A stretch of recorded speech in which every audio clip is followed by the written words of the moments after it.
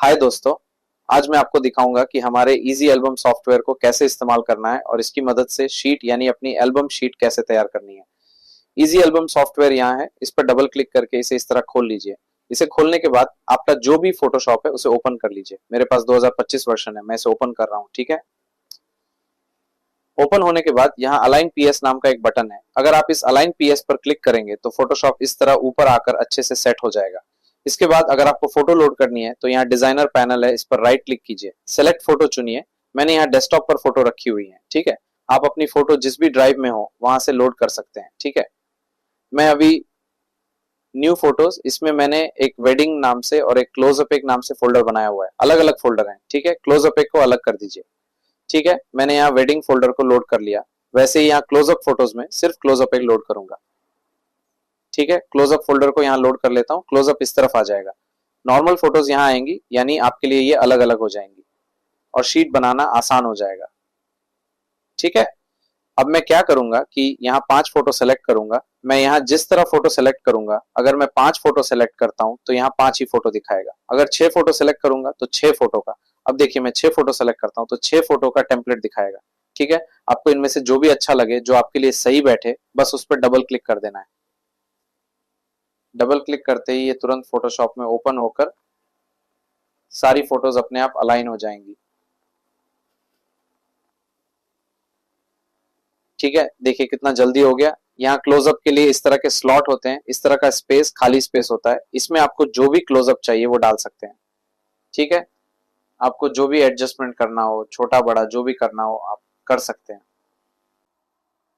ठीक है, हो गया। इसमें लाइटिंग थोड़ी कम है। ठीक है, हमारा यहाँ एक करेक्शन पैनल है, इसमें आकर आप लाइटिंग एडजस्टमेंट वगैरह कर सकते हैं। इसमें आपको एक्सपोजर चाहिए, ब्राइटनेस चाहिए, अगर ब्राइटनेस चाहिए तो ब्राइटनेस बढ़ा लीजिए। आपको जो भी एडजस्टमेंट सही लगे वो सब आप कर सकते हैं। ठीक है, सिर्फ इसी में नहीं, आपके फोटोशॉप में जो भी ऑप्शंस हैं, फोटोशॉप के जो टूल्स हैं, जैसे अभी मैं कंट्रोल एल प्रेस करता हूँ, कंट्रोल एल प्रेस करके इसमें आपको जो भी चाहिए, यहाँ देखिए क्या कंट्रोल एल काम कर रहा है, ये सब काम करेगा। आप फोटोशॉप में जो भी काम करते हैं वो सब यहाँ काम करेगा। ठीक है, इतना होने के बाद जब आपका सारा एडजस्टमेंट पूरा हो जाए तो बस सेव पे क्लिक कर दीजिए। आप जहां चाहें वहां सेव कर सकते हैं। अभी मैं इसे डेस्कटॉप पे कर रहा हूं, आप अपनी किसी भी ड्राइव में कर सकते हैं। ठीक है, सेव करने के बाद क्या होगा कि एक पीएसडी और एक जेपीजी फाइल अपने आप सेव हो जाएगी। मैं अभी आपको दिखाता हूं। अब देखिए, डॉक्यूमेंट सेव हो रहा है। सेव होने के बाद डेस्कटॉप पे मैंने फाइनल नाम से सेव किया था ना, इसमें एक पीएसडी है ना, और एक जेपीजी है। ठीक है, और आप फोटोज भी देख सकते हैं। आप में से बहुत से लोगों की ये समस्या होती है कि काम करने के बाद फोटोज का रेजोल्यूशन कम हो जाता है, लेकिन हमारे सॉफ्टवेयर में ऐसा नहीं होगा। आपने जिस रेजोल्यूशन पर काम किया होगा, फोटोज उसी रेजोल्यूशन पर सेव होंगी। ठीक है, आपके प्रिंट में कोई दिक्कत नहीं आएगी। ठीक है, अब दूसरी शीट।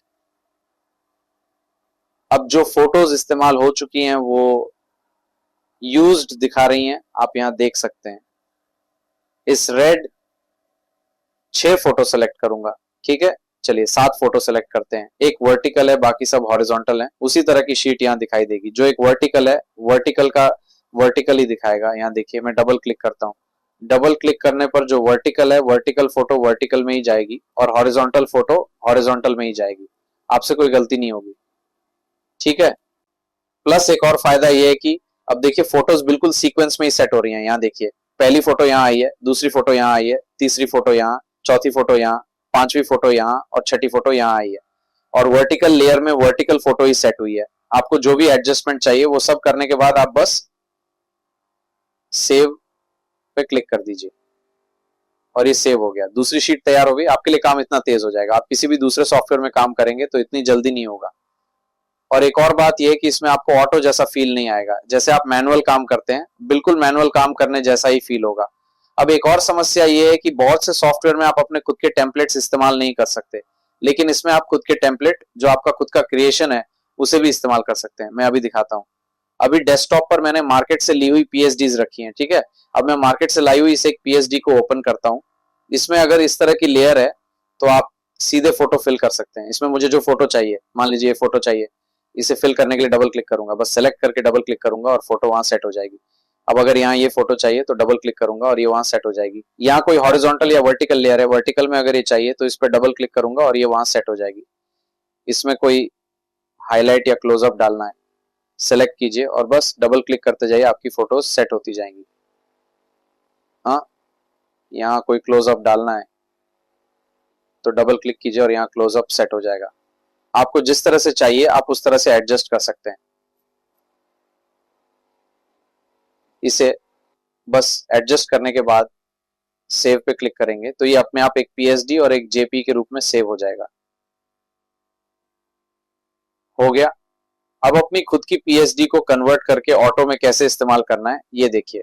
मैं इस पीएसडी को ओपन करता हूं, अगली बार मुझे इसे ऑटो में इस्तेमाल करना है, इसके लिए ये पीएसडी है। ठीक है, मैं क्या करूंगा ताकि ये बार बार इस्तेमाल हो सके और मुझे यहाँ दिखाई दे, हमारे क्लोजअप पैनल में ये दिखे, इसके लिए मैं क्या करूंगा, इसके सारे लेयर्स जहां जहां मुझे फोटो चाहिए उन्हें इस तरह से सेलेक्ट कर लेता हूं। 4 फोटो, इन चारों जगहों पर मुझे फोटो चाहिए। अगली बार जब मैं 2 वर्टिकल और 2 हॉरिजॉन्टल फोटो सेलेक्ट करूं तो मुझे ये टेम्पलेट दिखना चाहिए। इसके लिए मैं क्या करूंगा, ये अभी मार्केट की पीएसडी है। ठीक है, मैं इसे कन्वर्ट कैसे करना है ये दिखाता हूं। बस इस तरह से क्लिक कीजिए, 1 2 3 4 इस तरह लेयर्स को सेलेक्ट करके कन्वर्ट टू टेम्पलेट पे क्लिक कर दीजिए। देखिए अब मैं क्या करूंगा, कन्वर्ट टू टेम्पलेट सेव हो जाएगा। यहां मैं रिफ्रेश करूंगा, रिफ्रेश पे क्लिक करते ही इस पैनल में आकर इसमें ये अपने आप अपडेट हो जाएगा। अब अगली बार जब मैं 1 2 वर्टिकल और 2 हॉरिजॉन्टल फोटो सेलेक्ट करूंगा तो ये उसे दिखाएगा। देखिए है ना, हमने इसी को तो कन्वर्ट किया था, ये यहां दिखाई देगा। आप अपनी खुद की क्रिएट की हुई फोटोज को ही इस्तेमाल करके इस तरह काम कर सकते हैं। ठीक है, इसमें कोई एक क्लोजअप डाल देते हैं। ठीक है, अगर इसमें लाइटिंग की जरूरत है तो कंट्रोल एल प्रेस करके यहाँ लाइटिंग एडजस्ट कर लीजिए और सेव कर लीजिए। शीट 4।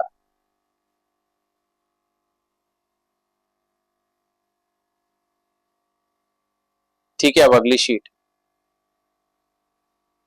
इसमें 8 फोटो 9 फोटो, आपके पास 14 15 और 18 फोटो तक के ऑप्शंस हैं। आप चाहें तो अपनी 20 या 50 फोटोज भी सेट कर सकते हैं, वैसा टेम्पलेट आपको खुद बनाना होगा।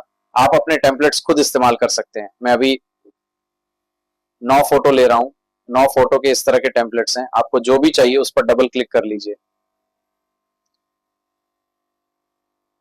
ये बहुत जल्दी सेट हो जाता है।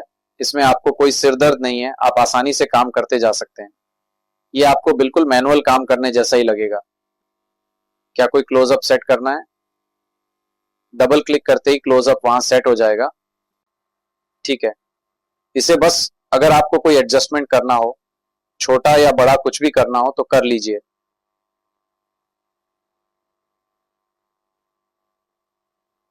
अगर आपको कोई एडजस्टमेंट करना है तो यहां से एडजस्ट करके सेव कर लीजिए। शीट 5। अब मैं आपको एक और शीट कन्वर्ट करके दिखाता हूं, आपकी खुद की शीट। अब मैं इस फोटो शीट पे डबल क्लिक करूंगा। ठीक है, इस टेम्पलेट को कन्वर्ट करने के लिए मैं बस लेयर्स को सिलेक्ट करूंगा और यहाँ जो कन्वर्ट टू टेम्पलेट बटन है उस पर क्लिक कर दूंगा तो ये कन्वर्ट हो जाएगा। ये बहुत आसान है, अपने खुद के टेम्पलेट्स को कन्वर्ट करना इसमें बहुत ही आसान है।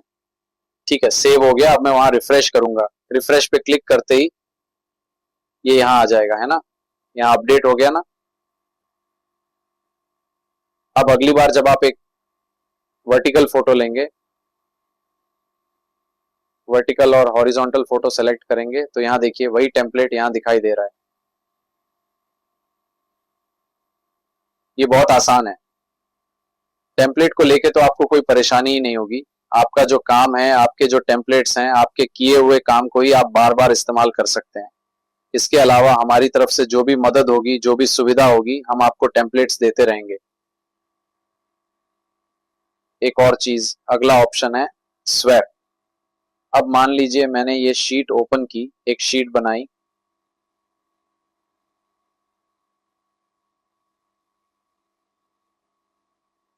ठीक है, मुझे ये फोटो यहाँ चाहिए और ये फोटो वहां चाहिए। तो बस इस तरह दोनों फोटोज को सेलेक्ट कीजिए, शिफ्ट दबा के दोनों फोटो सेलेक्ट कीजिए और यहाँ स्वैप फोटो का ऑप्शन है, स्वैप फोटो सेलेक्ट करके क्लिक कर दीजिए तो ये फोटोज आपस में बदल जाएंगी, आपको जहां चाहिए वहां जाके सेट हो जाएंगी।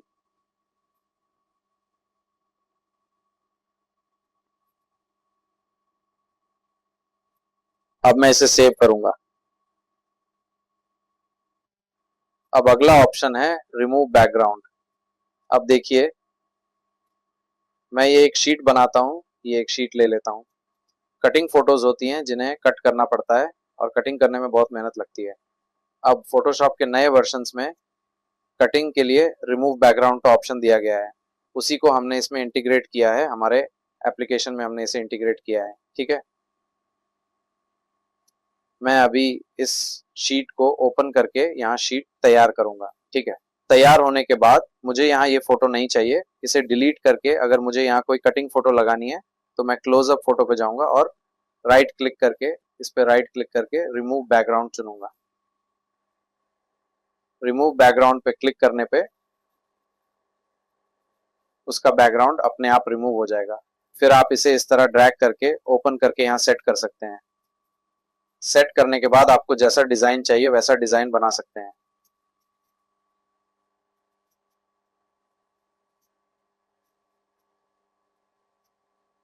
कटिंग काफी अच्छी हो जाती है नए फोटोशॉप वर्जन्स, जैसे फोटोशॉप 25-26 में ये बहुत अच्छे से कट होता है, आपको लगभग 90% एक्यूरेसी मिल जाती है।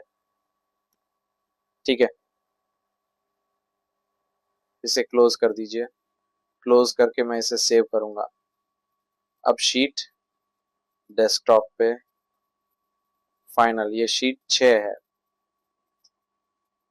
अब 7 शीट हो गई। ठीक है, आपको जिस तरह से चाहिए, जैसे आप मैनुअल काम करते हैं वैसे ही इसमें काम कर सकते हैं।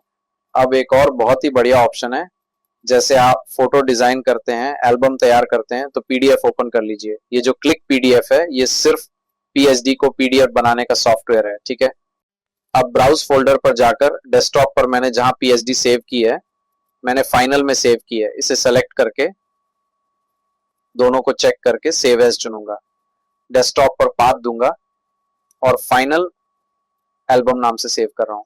सेव करके स्टार्ट कन्वर्जन पर क्लिक करेंगे तो आपकी जो भी पीएचडी डिजाइन होगी वो सब पीडीएफ बन जाएगी। इसे आप आसानी से व्हाट्सएप या ईमेल के जरिए पार्टी को सिलेक्शन या फाइनल करने के लिए भेज सकते हैं। ये बहुत जल्दी हो जाता है और साइज भी बहुत कम रहता है। अगर आप फोटोशॉप में करेंगे तो हर फाइल का साइज बहुत ज्यादा हो जाता है, लेकिन इसमें बहुत कम रहता है। अभी मैंने जो 7 शीट बनाई है उनका साइज कितना मेगाबाइट हुआ है मैं आपको दिखाता हूँ। अभी जो हमने 7 शीट बनाई थी उन सातों शीट का साइज देखिए, यहाँ सिर्फ 1.82 मेगाबाइट ही हुआ है। इसे ओपन करेंगे तो मैं आपको ओपन करके दिखाता हूँ। देखिए, है ना, सारी पीएचडी पीडीएफ में कन्वर्ट हो गई है। ठीक है, इसे आप आराम से पार्टी को भेज सकते हैं। इसमें बस इतने ही ऑप्शंस हैं, इसमें करेक्शन वगैरह के और भी कई ऑप्शंस हैं, लेकिन उन सब की आपको जरूरत नहीं पड़ेगी। आपको जितने काम की जरूरत है उतना काम आप इसमें आराम से कर सकते हैं।